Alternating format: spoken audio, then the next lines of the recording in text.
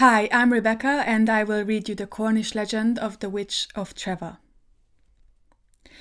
Once on a time, long ago, there lived at Treva, a hamlet in Zenor, a wonderful old lady, skilled in necromancy.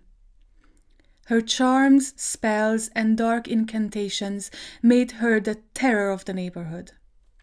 However, this old lady failed to impress her husband with any belief in her supernatural powers, nor did he fail to proclaim his unbelief aloud. One day, this skeptic came home to dinner and found, being exceedingly hungry to his bitter disappointment, that not only was there no dinner to eat, but that there was no meat in the house. His rage was great, but all he could get from his wife was, "I couldn't get meat out of the stones, could I?"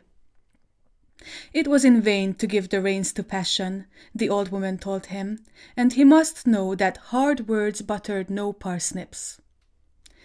Well, at length, he resolved to put his wife's powers to the proof, and he quietly but determinedly told her that he would be the death of her if she did not get him some dinner, but if in half an hour she gave him some good cooked meat, he would believe all she had boasted of her power, and be submissive to her forever. St. Ives, the nearest market town, was 5 miles off, but nothing doubting, the witch put on her bonnet and cloak and started. Her husband watched her from the cottage door down the hill, and at the bottom of the hill he saw his wife quietly place herself on the ground and disappear. In her place, a fine hare ran on at its full speed. He was not a little startled, but he waited, and within the half hour in walked his wife with good flesh and tatties all ready for eating.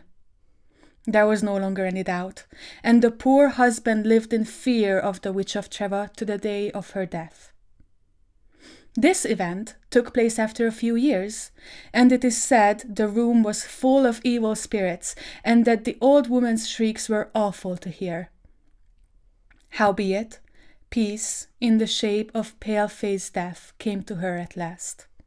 And then a black cloud rested over the house, when all the heavens were clear and blue. She was borne to the grave by 6 aged men, carried, as is the custom, underhand. When they were about halfway between the house and the church, a hare started from the roadside and leaped over the coffin. The terrified bearers let the corpse fall to the ground and ran away. Another lot of men took up the coffin and proceeded. They had not gone far when Puss was suddenly seen seated on the coffin, and again the coffin was abandoned.